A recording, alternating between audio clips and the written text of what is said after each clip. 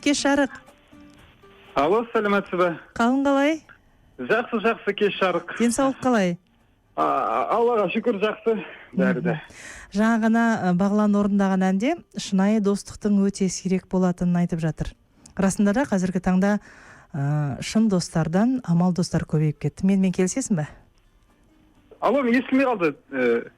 Шын бір қайталап жетсеңіз. Иә, жаңа әнді тыңдадың ғой жаңа мұқият. Сол әнде айтып жатыр, негізінде шын достардан гөрі амал достар көбейіп кетті. Сол туралы айтып отырмын. Иә. Енді осы менің ойым ғой.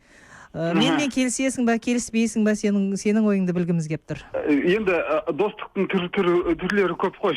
Көбінесе достық деген мынау мүддеге байланысты болады да. Адамның мүддесіне. Егер мүдделері ортақ болса, дос болады. Мүдделері әртүрлі адамдар ешқашан дос болмайды. Қазақта сөз бар емес па? Тең-теңімен тезек қабымен деген. Сосын жаңағы жақсымен жанас деген. Өзіңді өзгерткің келсе, ортаңды өзгерт деген. Сол жаңағы адам деген жаңағы өзінің көзқарасы, ой өрісі ортақ адамдармен ғана дос бола алады да. Енді жаңағы пайда көріп жүрген адамдар, пайда үшін дос болатын адамдар, енді сол ортаға байланысты болып тұрған шығар деп ойлаймын. Еңізі, орта сондай пайдақор орта болса, сондай достар да болады. Яғни өзің пайдақор болсаң, достарың да сондай дейсің ғой? Сондай болады, иә. Досың қандай, сен де сондайсың деген бар емес па тағы да? Иә, досыңды көрсет, сенің кім екеніңді айтайын дейді, иә? Иә. Өзіңде дос көп пе?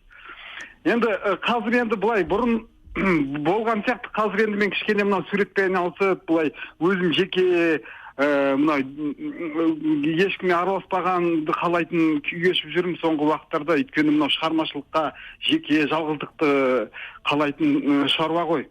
Бұрын басқа салаларда қосымша істеп жүрген кезде әрине болды. Қазір енді бір саусақпен санарлық қана. Яғни менің досым қазіргі менің шығармашылығым дейсің?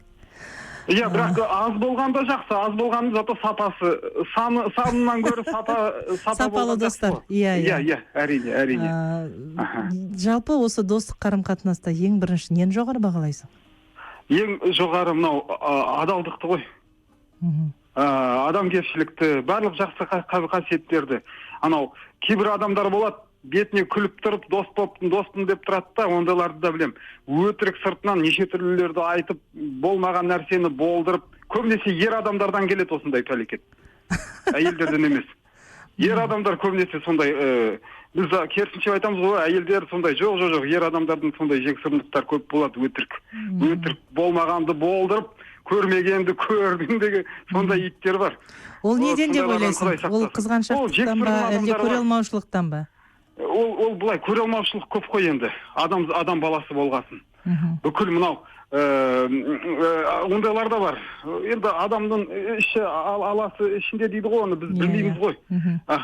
Сондықтан соғанда сондай өзін сеніп, ой, мынау жақсы кісі шығар деп ойлап тұрған кезде қатырып кететіндер де болады. Сондықтан бұл өмір ғой, өмір өзі көрсетеді. Кейбір мына досым менің жаман адам ау деймін деп ойласаң, керісінше содан артық адам болмайтын уақыттарда болады. Кейбір мынау керемет сатпайтын дос десең, керісінше сол сатып кетуі мүмкін. Бұл өмір деген қызық. Біз білмейтін тұстардан қызық былай бір дүниелерді көрсетіп қалып отырады. Үлкен сабақ дейді. Иә, сабақ қой, сабақ. Ринат, өзіңде достарым деген бір керемет ән жаздың, Айжан орындайды. Халыққа кең таралды. Бұл қай жылдары жазылды, осы ән туралы айтып берші? Бұл Айжан Керімқұл деген менің досым бар. Иә, керемет әнші. Иә, ол ән енді 2000, қателеспесең 2007 жылдар ау деймін, 2006 ма, 2007 жыл ма, сол кездері болу керек. Сол кездерде мен мынау мәдениет басқармасында істеп жүрдім. Мен тек қана суретпен ғана айналысқан жоқпын. Қосымша мынау концерттер ұйымдастырумен айналыстық. Жаңағы әндерге сөз жазып жүрдім, кинолар түсіріп жүрдім. Мынау өнер саласында жан-жақта болдық та енді ол бір кездері.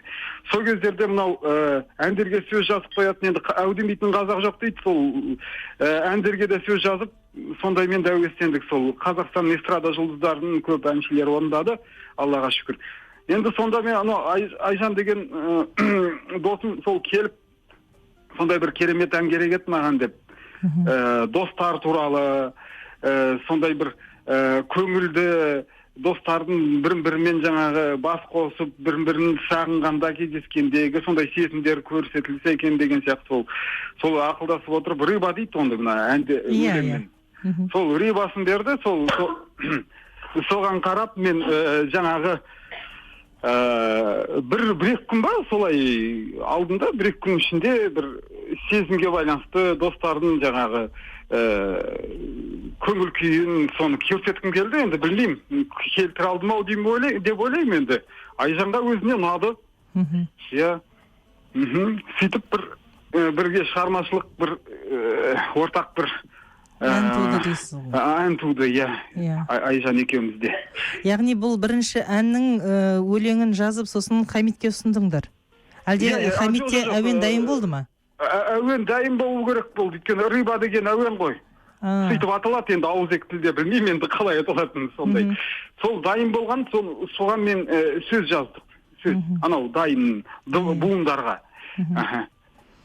Жақсы. Иә, буындары өзі дайын болды, соған мен сөз құрастырып бердім. Енді ондай кімет әндерге сөз жазып, өзім поэзияны да жақсы көрдім, прозаны жақсы көрдім, көп прозалықта кезінде жазғандарым бар, поэзия жазғандарым бар. Әлі де жазып жүрсің ба? Жоқ, қазір енді былай ғой, адам деген негізі мен кезінде суретші болмаймын деп бір уақыттар керек емес суреттеп басқа өнердің басқа қырларын дамытып көрейін деп ойлаған кезім ғой.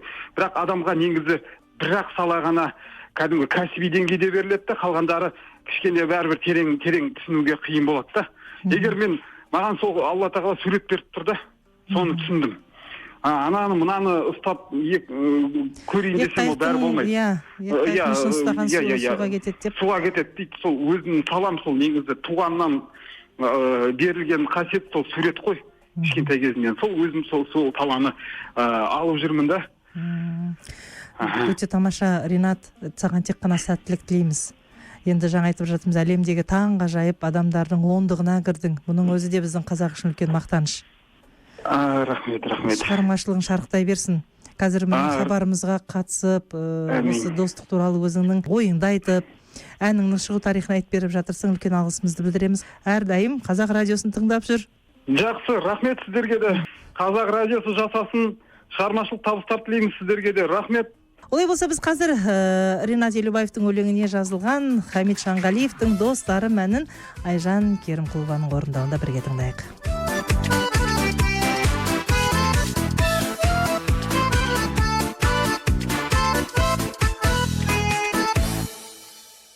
Жиналыппыз құрбыларым бүгін біз, отырайық бір өзіміз. Сыйласайық әрдайым ашық болсын көгіміз, қане биле жан достарым жүріңіз. Сырласайық осы кеште бәріміз, достарыммен бір ғой жанымыз. Еске алайық сол күндерді тағы біз, ұмытылмас мәңгілік бол әніміз. Айырмасын сендерден жас тағдырым, көрейік алдан таң нұрын.